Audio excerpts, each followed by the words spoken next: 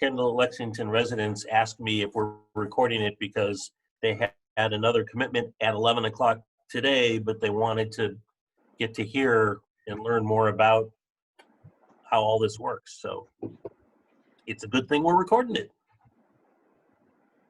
Okay, so we'll start in 2 minutes. And for those of you who haven't been part of many Zoom panels before, I would recommend that you put your computer on speaker view, and you'll be able to see the speakers. And this time we have a few of our speakers going to be speaking right from an office here. So you'll see it's going to help us with some potential technical difficulties in having everyone in the same room, as long as Katie, wave Katie, as long as her computer keeps going and the internet is strong there. So we'll wait just 2 more minutes for a few more folks to sign on. Where do we find speaker view? There's a little toggle on the right top corner. It should be a little square that has, and then it will probably say gallery view. If you click on that, you can change it to speaker view. That's the same thing as speaker? Gallery is different than speaker. So gallery is when you see a lot of windows open and different people's picture. Speaker view, you'll see whoever is speaking, it'll pull up their image. Okay, all I can choose from here are gallery view and enter full screen. This is a Mac. Try entering full screen and then go back to that gallery view button and see if it'll give you an option for speaker view. Ooh, that's a lot of people. Oh, and then I've got all of the people here, down here on the right. Audrey, I'm on a Mac and I am on full screen, and I went back to gallery view, and then I was able to click in the upper right corner speaker view. Oh, okay. Well, I'll go back to gallery view then. Speaker view. For heaven's sake. And there we all are. What we want? Okay, I think all our panelists are here, Kevin. So I'll let you take over. Wow, right on time. Excellent. Well, good morning and welcome to the Kendall at Lexington Resident Speaker Panel Series via Zoom. I'm Kevin Cavanaugh, host of today's session called What is Lifecare? Joining me and moderating today's panel discussion is Kendall Marketing Director Jessica Buehler. Now, the purpose of today's session is to have a panel of current Kendall residents answer some of the most common questions that prospective residents and waitlist members have about the continuum of care healthcare model. We're also going to leave time at the end of today's session for live questions from the folks who've zoomed in to watch and listen. And you can pose questions during today's session by typing them into the chat function near the bottom of your screen. So before we dig in with questions, let's introduce today's speaker panel. And the panelists, when I get done introducing you, if you will please say hello and wave at the screen. That way on the speaker view, the picture will change from me to you just for a moment so that people will know who you are. All right, let's start with Mary Jim Fulton. She moved to Kendall at Lexington from Philadelphia with her husband Bill last September. Mary Jim worked in banking and in human resources before retiring. And while she has been a Kendall resident herself for less than a year, she is a bit of an expert in that her parents moved here in 2000 and her aunt and uncle moved here in 2004. Mary Jim is a graduate of Mary Baldwin University with a degree in economics. She grew up in Lexington, where her father and namesake, Jim Morgan, was a VMI professor and eventually dean of faculty for 38 years. Mary Jim, thanks for joining us today. Hello, glad to be here. Thank you. Lynn Williams moved to Kendall from nearby Mount Vista with her husband Tom in July of 2017. Lynn is a native of Easton, Pennsylvania, and studied interior design at the Richmond Professional Institute. In her professional life, Lynn served as executive director of the local chapter of the American Red Cross. Later, she took on management of a series of commercial properties in eastern Pennsylvania that had been accumulated by her father. Lynn's husband, Tom, passed away February 1st of last year. Lynn is proud of their 5 children and 10 grandchildren. Lynn, thank you for joining our panel. Thank you. Hello. Paul Cormier was born a Connecticut Yankee, but has spent the last 48 years in the South, 6 years in Georgia and 42 years in Virginia.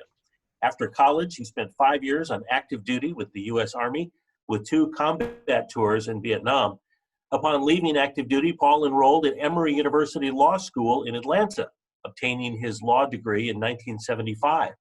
Much of his career was with the U.S. Air Force Judge Advocate General's Department.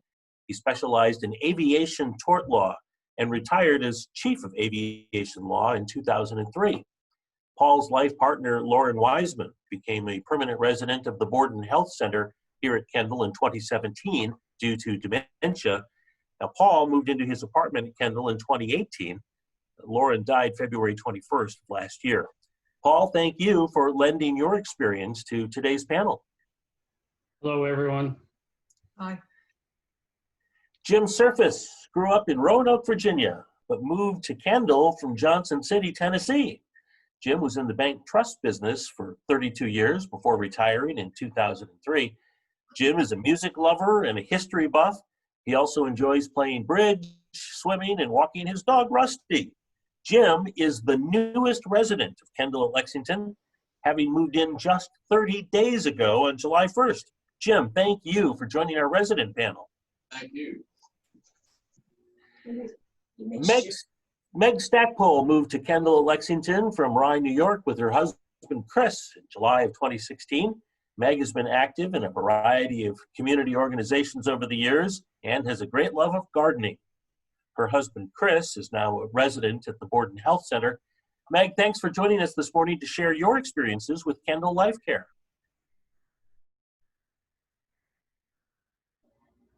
Is Meg there? She waved, Kevin. Oh, she did. Okay, good. Yeah. I just want to make sure that she was Hello. awesome. I just want to make sure Joe McMurtry is in Katie's office. Is she? Yep. Okay, Katie says she is. All right. Well, and Joe is the very next person I'm going to introduce. Joe McMurtry moved to Kendall at Lexington in August of 2008 after 33 years of teaching Shakespeare and Victorian literature at the University of Richmond. She studied summers in England on grants, became a long-distance runner, and wrote 5 books, published literary studies of Shakespeare and Victorian mores. Joe also studied art and carries a sketch pad with her pretty much everywhere she goes. Joe's artwork is on display and for sale in one of the downtown Lexington art galleries. Joe, thank you for joining our resident panel today. You want to come up here and say hello? That would be wonderful. All right, there you go. Say hello. Hello. Am I visible? You are. Yep, you're good. Oh, okay. We can hear you. All right, and Diane Harris and her husband Bruce knew for decades that they would move to Kendall someday.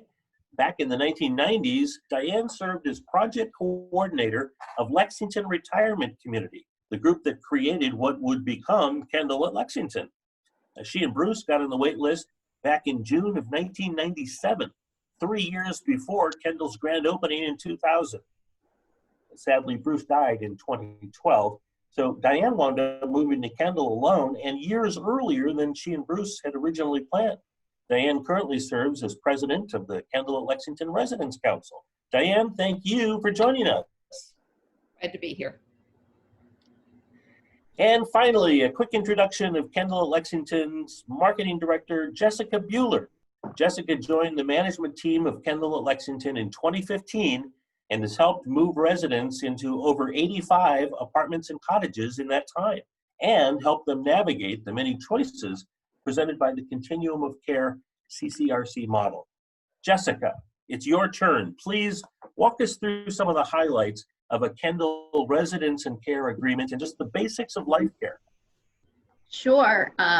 Thank you all so much for joining today's presentation. It's great to see you, and I can say see you because this is our world now. I'll just start off the presentation today by providing a brief overview of Lifecare and Kendall at Lexington's residence and care agreement, which is our contract. But as Kevin mentioned, we'll be hearing primarily from the residents that are joining us today. I'll add at the beginning here that this is a huge, somewhat complex topic. So please know that marketing staff and even many of the residents here on the panel would be here to talk to you one-on-one after. So as you know, Kendall at Lexington is a nonprofit life plan community.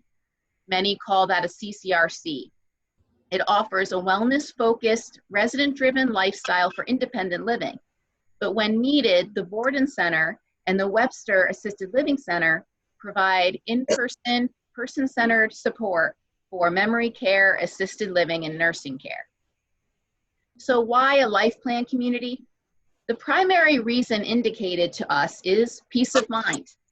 Residents receive priority admission to our excellent health centers, Borden and Webster. And this goes to the access there goes to residents that are currently living in independent living. This helps give you control over your destiny when you need it most. And next, you know, Kendall at Lexington is a beautiful place to live. And there's no more mowing the lawn, cooking every meal, driving to the gym, or looking for things to keep you busy. That's all here. So I mentioned earlier the words life plan community, or some call CCRC. What does that mean? Well, a life plan community and a CCRC are pretty much the same thing. It's just a word change that many communities like ours changed from continuing care retirement community to life plan because they felt it better reflected the type of business we are, but they're pretty much the same thing and we still use them interchangeably. However, not all CCRCs are life care communities. So it's obvious that a CCRC like Kendall at Lexington is more than just a typical retirement community. But as I mentioned, they're not all life care. It gets a bit confusing. Typically, a CCRC that is a life care community like Kendall at Lexington offers a life care agreement or contract. We offer a full continuum of long-term care services, and we have a one-time entrance fee and ongoing monthly fees that have tax deductibility, and you will not have additional charges for those long-term care services. The contract also offers such services as the dining plan, housekeeping, transportation, maintenance-free living, and the social and cultural activities and events that are here. Lifecare is a comprehensive, unique concept with major benefits that enable individuals to focus on their current level of health while building a crucial level of financial protection to safeguard against those future medical needs. It allows individuals to age in place and access every aspect of health services from assisted living to memory support to skilled nursing at any point in their lives. In addition, Kendall offers the modified contract option, which works well with your long-term care insurance. And it offers that contract covers independent and assisted living, and your long-term care insurance could then partner with that when you would need Borden Center level of care. So as you do your research here, you may learn about the different types of contracts that are offered by senior living communities. If you go to the CCrc website, which is an accreditation body for communities like ours, you'll see they listed as 3 different types: Type A, Type B, and Type C. Kendall at Lexington offers Type A and B. Type A is the life care option, where you would receive an unlimited number of lifetime days of assisted living and skilled nursing care, and your monthly fee remains at that same level. We also offer the Type B contract, which I mentioned, which is the modified version. We offer 2 versions of that. One's called 60-day, and one's called 3-year per diem. So what would happen there is you pay a lower entrance fee and lower monthly fees for your independent living residents and for assisted living. When you were to need the Borden level of care, you would many of our residents choose what's called the 60-day option, which the first 60 days is covered under your Kendall contract. And then after that, it goes to your long-term care insurance paying as your provider. Another version of that we have is where you can cover independent living and assisted living. You pay per diem your first 3 years in the board and nursing center. But if you were to live in the board and nursing center for more than 3 years, you'd be able to opt back to your Lifecare rate, which would be much lower than the per diem rate. So I don't want to go into too much detail on that here, but again, just to let you know that Kendall Lexington does offer that type A full Lifecare. Your fees do not change, and you have access to all levels of care. And then the type B modified, which are 2 different versions. And our residents will talk to you a little bit about that. So we talked about the contract, and what is this contract? So if you were to reserve a cottage or an apartment, you're approved for medical and financial admission, the next step would be to sign your contract prior to your closing and occupancy date. We call that contract your residence and care agreement. So the major components of that agreement, it's a 30-page document, and I think maybe Paul can agree that it's, as a lawyer there, it's not all legalese. It's a pretty clear representation of the partnership that you as a resident and Kendall at Lexington as a provider enter into. So it outlines Kendall at Lexington's responsibilities and yours. But the major components of it is it will outline your living accommodation. It'll tell, what is your address here, what is your entrance and monthly fee, and what type of agreement are you going to have? Is it the Lifecare or is it that modified Lifecare agreement? It'll also include any upgraded options, an addendum that refers to when you move here, you'll get a beautiful cottage or apartment that many of our standard renovations may meet your expectations, but many people also add additional things that aren't covered by our standard renovation, like crown molding or a gas stove. There's a few upgrades like that. That would also be indicated in this contract. It also outlines the services provided, the dining program, the maintenance and housekeeping services, and things like that. A big focus of the contract, and I think where most residents spend the most time reviewing, is the section that talks about what if there's a change. So what if you were to leave the community? What would be the penalty for that? And if you look at the contract, it talks about how there's a 2% per month of entrance fee penalty.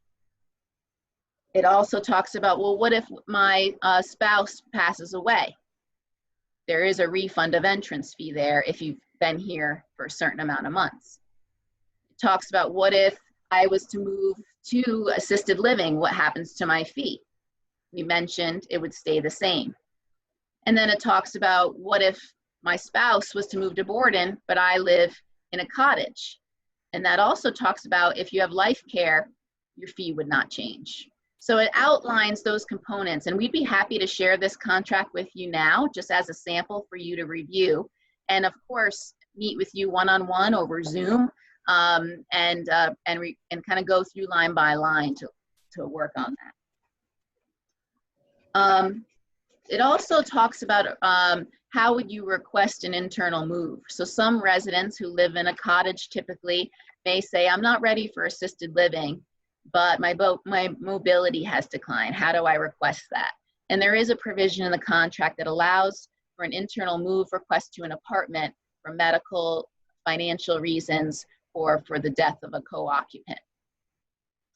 And then lastly, it talks about some of your responsibilities that you're required to carry medical insurance, like your Medicare Part A and B, renter's insurance to help cover your personal belongings in your home, and then, wear and tear, what Kendall is responsible for, what damages you may be responsible for. For instance, if you have a pet that does tons of damage on a floor, you'd be responsible for that. But if your refrigerator breaks, we would replace that for you. So those are kind of, I question on how much of the ins and outs a Zoom panel could handle me going into the details of a contract, but I just wanted to start it off as kind of an outline. we'll let the residents speak to sort of that personal experience with living here, and then I can always answer some more specific questions at the end. So thank you. Thank you, Jessica. All right, let's hear from our resident panel. Now, our first question, and we pose this question to all of the panelists, the question is, why did you choose the CCRC model as opposed to other senior living options? Mary Jim Fulton, you're up first. Hello, thank you for having me. I just wanted to let you know that I have two older brothers, and when my parents moved here in 2000, they gave my brothers and me a gift, because we knew that wherever we were, and we were spread all across the country, that when we visited and left, they were in good hands. And in addition to that, my parents were one of the first to sign up for Kindle. So they signed up before it was even built.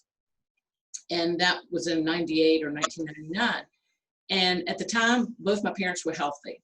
And now the year 2000 comes around and they're ready to move into Kindle. Well, my mother had suffered a stroke in 1999, unexpectedly, and she was paralyzed on her left side and needed assistance. So when Kindle was ready, my dad moved into the cottage that was, they had already selected, and my mother moved into assisted living, which was just a block away. And my dad would spend every day with her in the assisted living unit. And so they carried on their life very normally, but mother had the help that she needed without burdening my dad. And then my mother moved into Borden in 2014 and was there for a period of 2 years. So when my husband and I decided to move, we immediately thought of Kindle. We were looking to downsize, we had both retired, and we were ready for a simpler way of life. So we immediately came to Kindle and said, how does this work? What do we need to do? But we had really seen all the levels of care with my parents and how they had benefited from the staff and the community, all of the residents here. So it was a wonderful experience for them and for us. And I would, my husband and I have been here under a year. We do have the modified 60-day contract because we do have a long-term care policy. My father chose the Lifecare contract, and it has been wonderful because we know what his expenses are. They remain constant. And we have planned for that and prepared for that. My mother, because she had the stroke before coming to Kindle, so they signed up, but she had the stroke before moving in. My mother was not able to be on the Lifecare contract. So when my mother went to Borden, my father ended up paying for the hospital care that my mother received at Borden. And I will say that the difference between what the hospital care cost versus what my father was paying for his Lifecare contract was a world of difference. And I think my father realized the burden that paying for nursing care would cost. So this Lifecare contract is an insurance policy really that allows you the peace of knowing whatever happens, I'm taken care of. So I hope that's helped, and thank you very much. All right, thank you very much. Our next resident panelist is Lynn Williams. Can I just roll up? Yeah.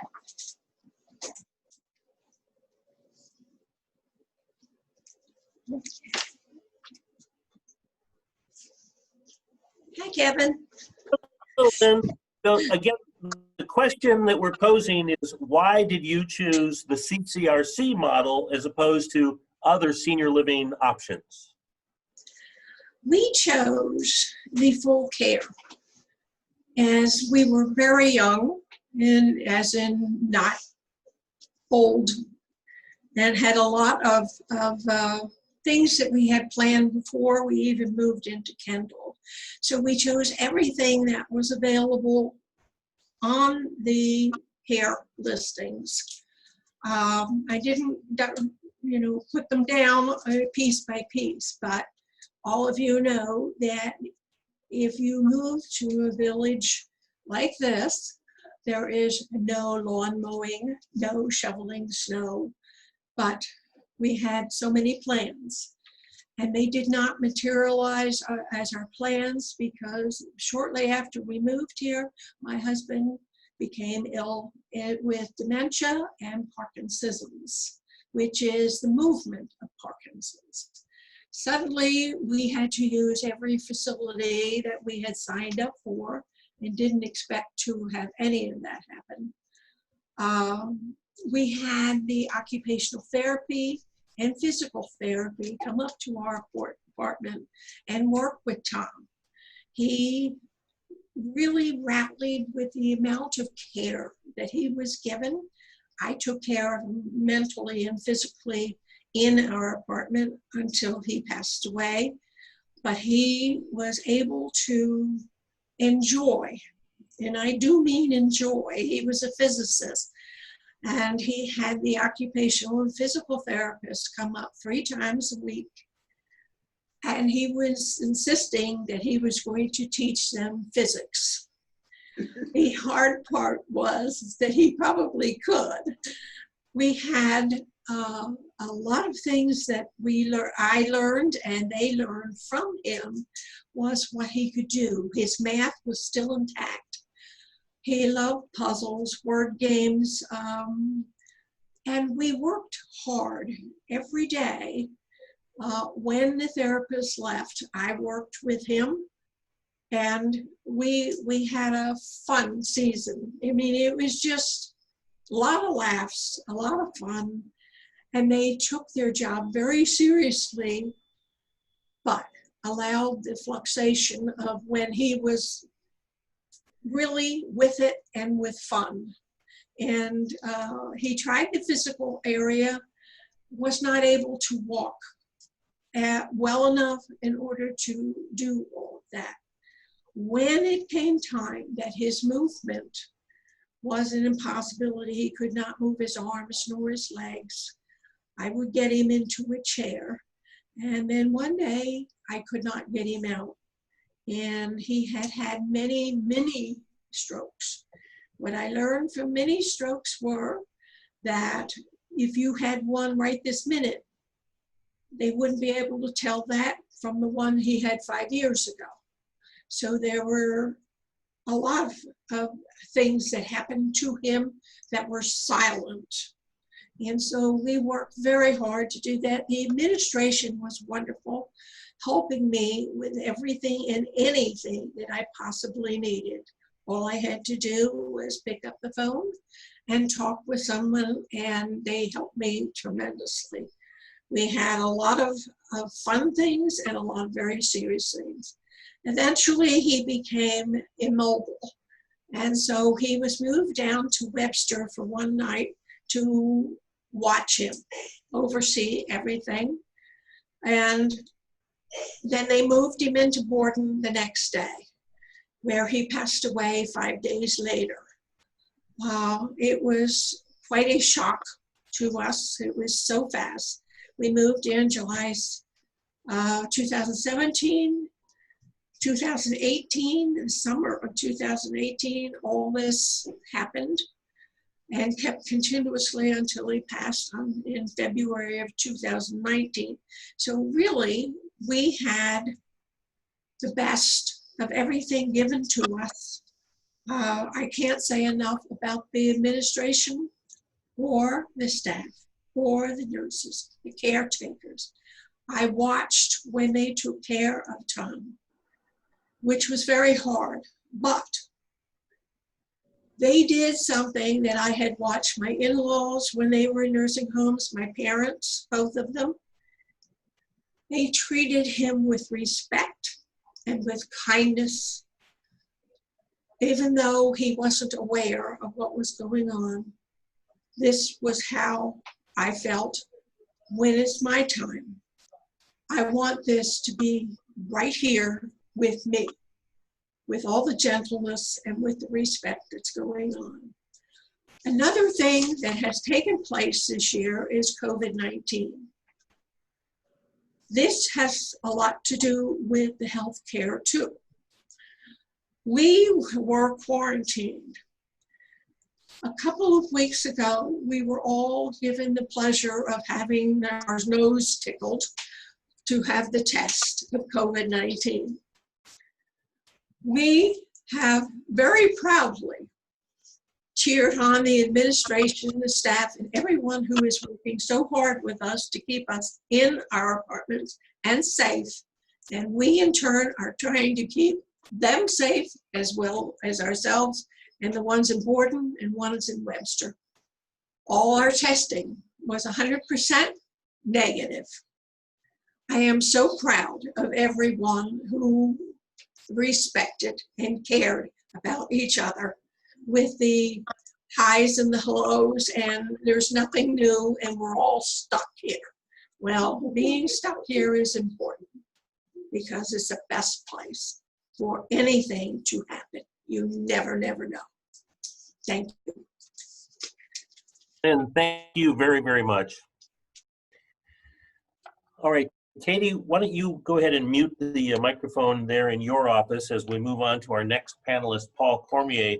And Paul, because we're running short on time, so we're going to ask you and the remaining panelists to kind of combine your answers to questions number 1 and questions number 2. And our first speakers have kind of done that anyway. So we're asking you why you chose the Ccrc model as opposed to other options, and how have you utilized the various components that came with your contract. So with that, Paul Cormier, you are up next.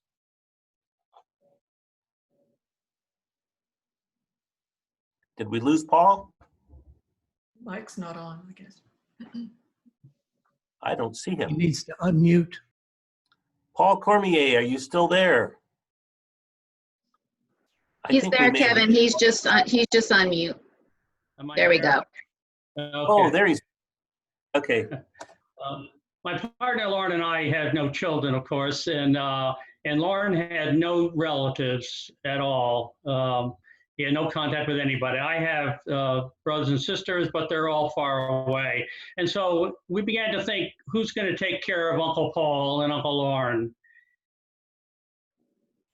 And I finally decided the only one who's going to take care of Uncle Paul is Uncle Paul. And so I needed to decide what we were going to do to ensure that we were taken care of without having to worry about any niece or nephew coming in or not. And so we heard about Kendall through a friend. We met a resident here. We met her in Russia, and we heard that Kendall existed here. I knew about nursing homes, and I knew about assisted living, but I didn't know anything about continuing care facilities. But all the facilities that are here and what's available. And so we decided that we would come here and live. Unfortunately, my partner Lauren had dementia, so he was not eligible to become a resident here at Kendall. But before I was offered an apartment, I had to place him in Borden Center because of his dementia, and he was he paid his expenses through his long-term care policy, and I have a long-term care policy as well. And for that reason, when I signed up to be a resident here, I took the 60-day option, the modified contract, which did reduce my incoming fee and also reduced the monthly expense here. When he came into Borden, about a year later, I was offered an apartment, and of course, so he and I were close to each other. He was just down the hallway from me. I lived in an apartment building in the main complex. And so until he died about 3 months after I moved in here, we were able to see each other every day. It's a wonderful place to live. Luckily, I've not had to use any of the facilities for the nursing home or the assisted living facility, thank God. I hope I never have to use those facilities, but I know they're there, and I know none of my relatives will ever have to worry about who's taking care of Uncle Paul, because it's already taken care of already. And so I'm happy to be here. It's a wonderful experience. And so that's where I'm at right now. Thank you. Thank you very much, Paul. Appreciate that. Now, if you would hit mute on your speaker, that would be awesome. Thank you so much. Our next resident panelist is the newest resident here at Kendall, Jim Surface. So Jim, please share with us why you chose CCRC instead of some other retirement living option. Well, thank you, Kevin, for having me. I have Parkinson's disease. About 2 years ago, my daughter and son-in-law, who live and work in upper state New York, decided they wanted to retire to Lexington, where they'd gone to law school. It just so happened that I went to undergrad and law school here. And my daughter was encouraging me to come to Lexington. It really didn't take too much encouragement, since it'd be where I started out, so to speak. Kevin here. So they built a house, and they will be moving into that house probably by the end of the year. And I came here about a year ago just to visit, and I was just delighted that a continuing care place was here. So, you know, with Parkinson's disease, it is a progressive disease, and it's really comforting to me. Now, of course, I'm in the independent part. In Johnson City, I was living in a 3-story house. I was going to have to sell the house anyhow eventually. But anyhow, I'm just delighted to be in a place where I feel like I'll be cared for, no matter where this disease takes me. I've been here now about a month, and already I'm making good use of the fitness center, which I'm so glad that is here. Every Wednesday, I do the exercise class in the pool, in the indoor pool here. And then on Tuesdays and Thursdays, I do a workout with one of the trainers. And she's designed something that's appropriate for someone with Parkinson's disease. And so, you know, I'm already taking advantage of the facilities here, and I'm just glad and thankful to be here. Jim, thank you. And we're glad you're here too. Thank you. Our next panelist is Meg Stackpole. And Meg, please share with us why you chose Kendall at Lexington CCRC model, and what experience you've had in the use of those things. Yes, thank you. Well, I'll start briefly for the reason we chose it for me. And that's because my grandmother lived to be 106, and my mother lived to be 101, and they both needed nursing care at the end of their lives. My grandmother stayed in their own home and had a day and night nurse for 6 years. So that was certainly expensive and a difficult situation. My mother went to a Lifecare community, Folkways in Pennsylvania. So we had our experience of knowing how she was taken care of and liked it very much. We came to this one because my brother and sister-in-law were already here. Now, my husband was already diagnosed with Parkinson's when we came here, but he was doing very well. But after we'd been here for a year, he had a very bad fall and broke his hip, had a hip replacement, and went from the hospital to Borden. And the hip surgery healed very well, but the physical therapy was very difficult for him with the complications of Parkinson's. So he never got mobility back, and excuse me, he's been in Borden ever since. Doing very well for a long time, being active with the things going on there, programs, but gradually he's done less and less. So I am so glad we had the full life contract. I mean, that was the biggest bargain you can imagine. And he's had excellent care. We're so very appreciative of it, and we couldn't be in a better place for both of us. So. Thank you very, very much. Our next panelist is one of our resident artists here at Kendall at Lexington, Joe McMurtry. Joe, it's your turn. Good morning, Kevin, and good morning, everybody. Good morning. Good to be here. The reason I chose a Ccrc, am I okay on this? You're great. Okay, is basically I am a control freak, as my family sometimes tells me, and so did my students. But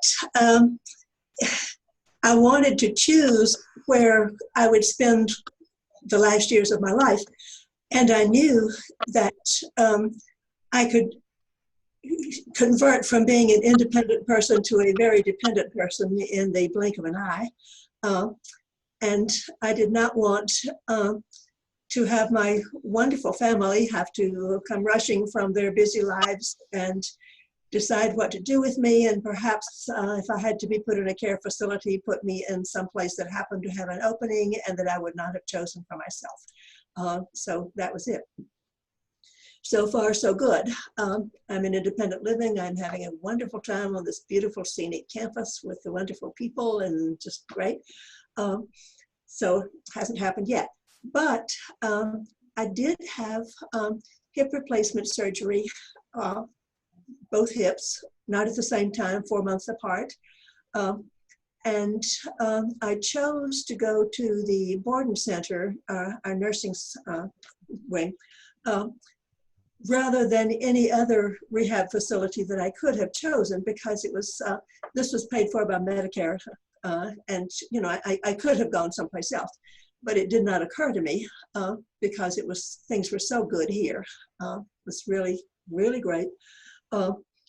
This was before COVID-19. Visitation was allowed and welcomed. My friends at Kendall could easily go in and out and visit with me while I was in rehab in Borden. But the really wonderful thing was the integration of the excellent care that I received at the Borden Center and the regular fitness program for independent living. The rehab people consulted with the fitness staff to be sure that the same exercises I had been doing in their therapy room could be continued without a break in our fitness center, and that has worked out. One of the wonderful rehab people, when I was able to get in the regular Kendall swimming pool, went in the water with me. In fact, she did this on several occasions, and taught me the exercises that I needed to do in order to keep the muscles around my replaced hips still flexible. And I am still doing those exercises. I did them this morning. I was in the pool. So that has been a terrific kind of meshing. There's a lot more that I could say, but I'm keeping my eye on the watch that I'm wearing, and I will yield to the next speaker. But this is great. Thank you. Oh, and by the way, much.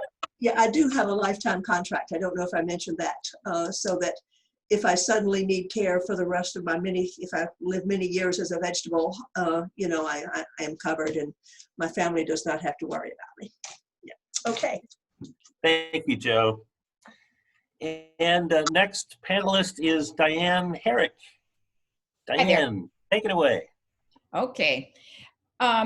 My in-laws moved into a retirement community in Michigan, and we spent many different times over the years visiting them and saw what a rich and diverse life they had, and yet they were comfortable and many of their needs were taken care of. As the opportunity to have a retirement community was being discussed here in Lexington, I thought, yes, I would like for Lexingtonians and people of this area to have that same kind of an opportunity for a continuing care retirement community. So spent some time doing it. And of course we were going to sign up for it. That was just part of what our life plan was. We knew the benefits to us as the children of Bruce's parents, and later my mother moved into retirement community, and both of us wanted that for our children, which is why we signed up. As it turns out, my husband had dementia, so the time was coming when it would happen. He died unexpectedly. I chose to come here because I didn't like living by myself in the house. There was a hole there. And my life has been rich here. And now that I'm going to have hip surgery, I'm going to start seeing what some of the other parts to the healthcare continuum are here, and the ability to use the PT section, physical therapy section, and so on. I have really enjoyed hearing the story of the other Kendall residents here. We're part of a community here, and we share the experiences as we each go through the stages of life. And I must say that support that we get from each other, from the staff, but from each other also helps as our conditions may change. And I truly value that. It is enriching to live with the caring community as part of my life. Thank you. Thank you, Diane. All right, that is all of our resident panelists, but we did want to leave some time for questions. So now is the time for that. If any of the folks who have tuned in or zoomed in to watch and listen, if you have a question, you can do this, raise your hand, and we'll call on you. You can also type questions into the chat function. And if any of our panelists want something to add on, they heard something that another panelist said and want to add on to that, and Mary, Jim, and Lynn, we changed the rules a little bit after you, so if you'd like to add anything, please do. I can see folks' hands. Does anyone have a question? Okay. Wow, experts. I see Sam. Yes, thank you. First, I want to thank you for having this session and for everybody who participated. A lot of good information. It kind of whets your appetite as we move forward. I would like to have the draft contract sent. Do I contact you, Jessica, or Kevin, or can we do it? Can we do it here now, or? I can email that over to you, Sam, as soon as this meeting is done. All right, that'd be great. And Okay. then I'll read through that and then get back in touch with any questions I have. Sure. Now, the contract that I send, of course, will be a blank one. There are lots of specific numbers that go into these contracts once a residence has been selected and all that stuff. But yeah, I'm happy to send you a blank contract right after we wrap up this meeting. Thank you. All right, appreciate it. Again, thanks to all who participated. Thank you. Okay. Let's see, I had seen, I think, Bill and then Audrey. So, Bill, why don't you go?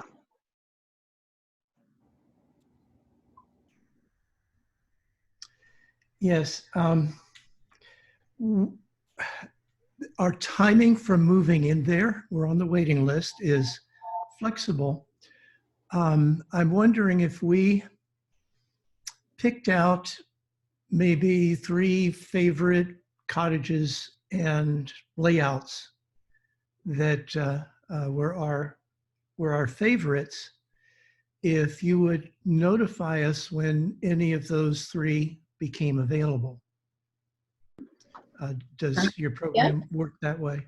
Yep, definitely. So we typically look at our waitlist members in 2 sort of separate groups. One, all waitlist members, and then a group of folks that tell us they're ready for us to contact them. Doesn't necessarily mean you're ready to move in right away, but you're thinking, if something I really like comes open, I want you to tell me because I may be ready to come there. So yeah, please, and I can work with you more on that, Bill, to narrow those down, and then we would just keep that list and let you know.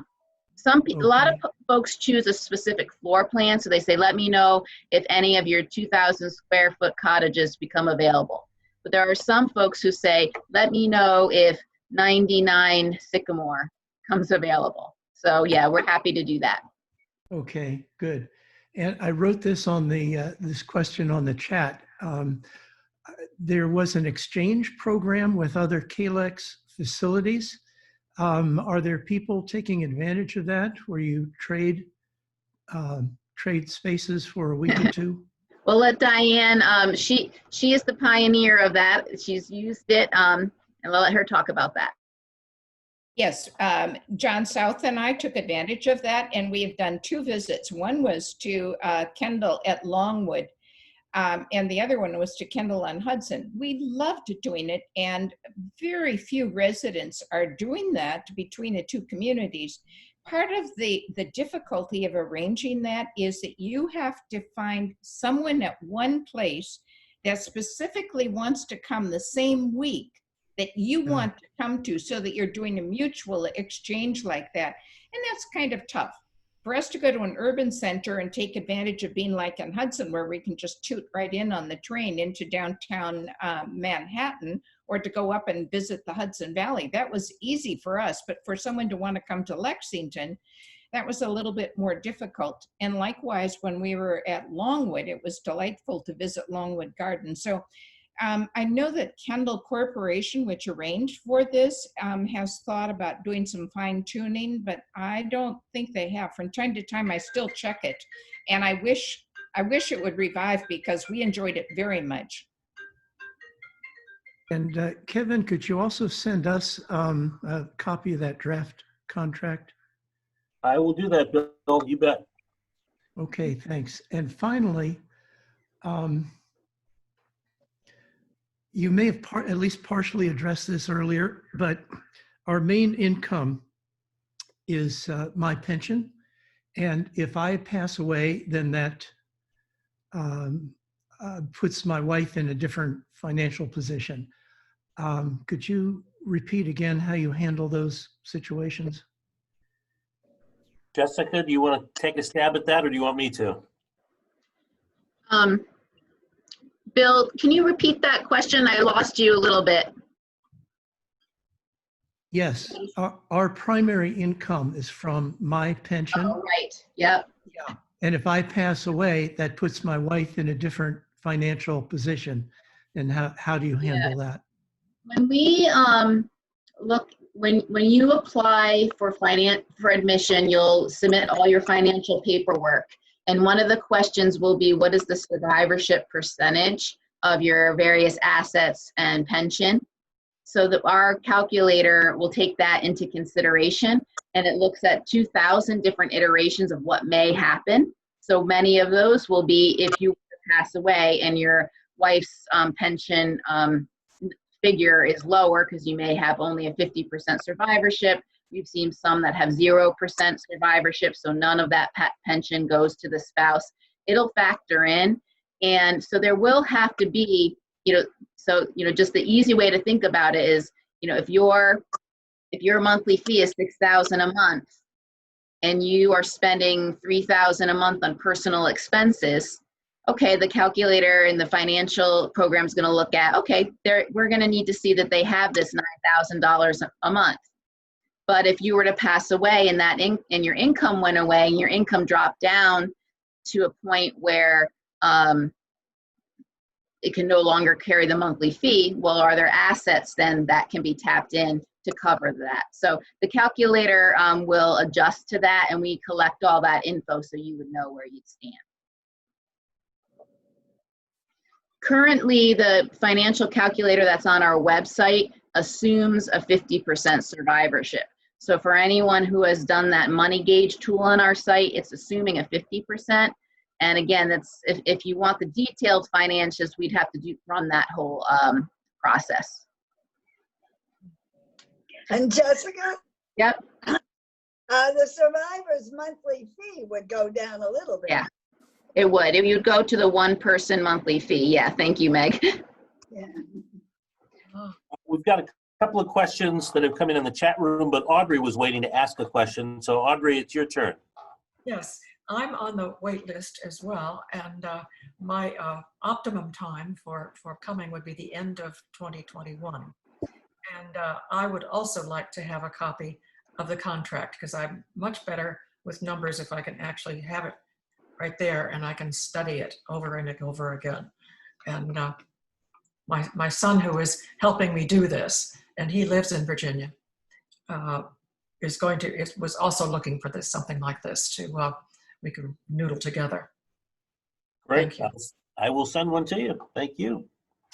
Okay, I wanted to get to a couple of these chat room questions. Somebody asked about the wait list. Is there a fee to be on the wait list? There is. It's $1,250, and $1,000 of that is refundable should you eventually decide not to move to Kendall at Lexington, or that $1,000 applies towards your entry fee if you do decide to come to Kendall at Lexington. So $1,250. Anybody who wants the waitlist agreement, just let me know, or Jessica or Katie, and we'll be happy to send that to you. Okay, there also was a question from Karen about COVID precautions that we're taking here. And I don't know who to call on for that, because everybody, all of the panelists and Jessica and myself and Katie have all kind of lived that. But specifically the person that Karen asked about meal delivery, and that is one of the things that we've been doing for months now, is our dining room is closed, so every resident is delivered a meal to their door right around lunchtime. And Kevin, maybe Diane can talk a little bit about her. There's a resident and staff group that is meeting to determine, well, not only the precautions, but how can we continue to take precautions, but also open up more. Diane, you want to talk a couple minutes about that? Yes, we do have a planning committee made up of 4 residents. Paul is also on that planning committee, and about 4 or 5 people in the central leadership team, because we do have meals delivered, and we have to been being careful here on the campus. It is extremely important for all of us to work as a community on maintaining the safety here, both for the residents and for the staff. And so that communal sense is important. On the other hand, what is it that we're really missing? The social activities that we had before. We're missing having dining where we would sit down and have dinner with different people. But Paul pointed out one time that what we need is physical distancing, but social interaction.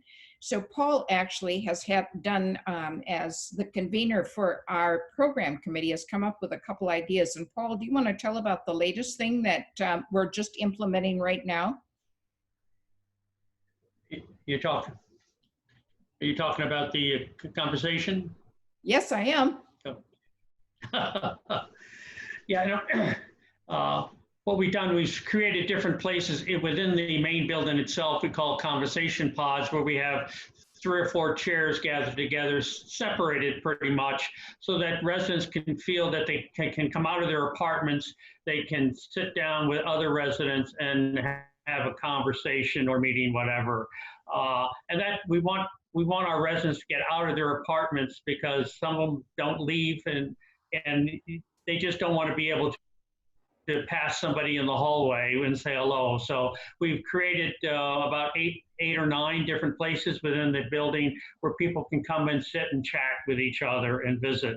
And we're also in the process of creating conversation pods out on our property. We have 85 acres of land, and there are many appropriate places under trees and the shade of trees and all that, where also people can go outside and sit and visit with each other. And so that's we're in the process of doing the outside conversation pods as well. So I want to go back to the planning committee too. We went through step 1. What were some of the things that we could do still feeling safe? And at first we couldn't have any activities in the fitness center.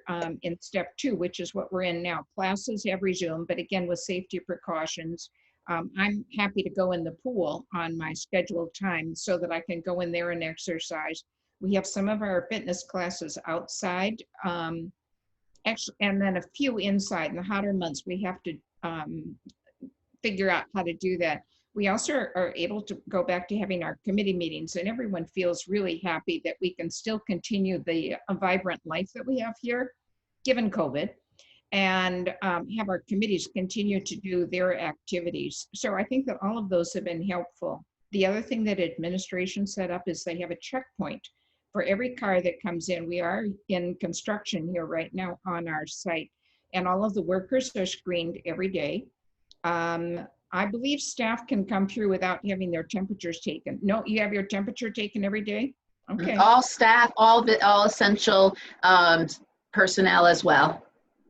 All right, residents don't have their temperature taken, but we're really, residents are very appreciative of that people are being screened. We don't want to have people coming on here and maybe giving some of us. We don't have a high incidence, relatively high incidence in our area, but we continue to have our guards up. And I think we are working on that together through the planning committee, administration taking the lead, and residents urging little fine tuning steps that we can make along the way. So I'll just add, Kevin, before we talk about, before we wrap up, that part of this reopening is that marketing is able to offer some tours of our campus. So of the outdoors and of cottages that are not occupied right now, we can take you in there. You'll be screened, wear a mask, and we can accompany you. You'd probably drive your own car behind us. So we have a lot of precautions we take, but at least we could get you on campus and we can chat on a front porch. But in addition to that, I want to invite you all in 3 weeks. We're having another Zoom panel, and that's going to be open house tour. And we're going to have a handful of residents, not just, you can see some of our residents, their beautiful homes behind them, but that's just a little sneak peek. We wanted them to carry their laptop and their phone around their apartment or cottage and give you a little more of a look where they live here. So while we can't tour you in them now, we want to give you that look via video. So look for that invitation, and I hope you join us then. Thank you all for coming. And again, this will be recorded. We'll share that, and we'll get that resident care agreement out to everyone who participated in this panel today. Thank you so much. Thanks, Jessica, and thanks again, everybody who participated. And stay safe. Don't forget, wear a mask, wash your hands a lot, 20 seconds at least. Social distancing. Let's all be safe, and I hope to see all of you here on the campus of Kendall at Lexington someday very soon. See you in 3 weeks.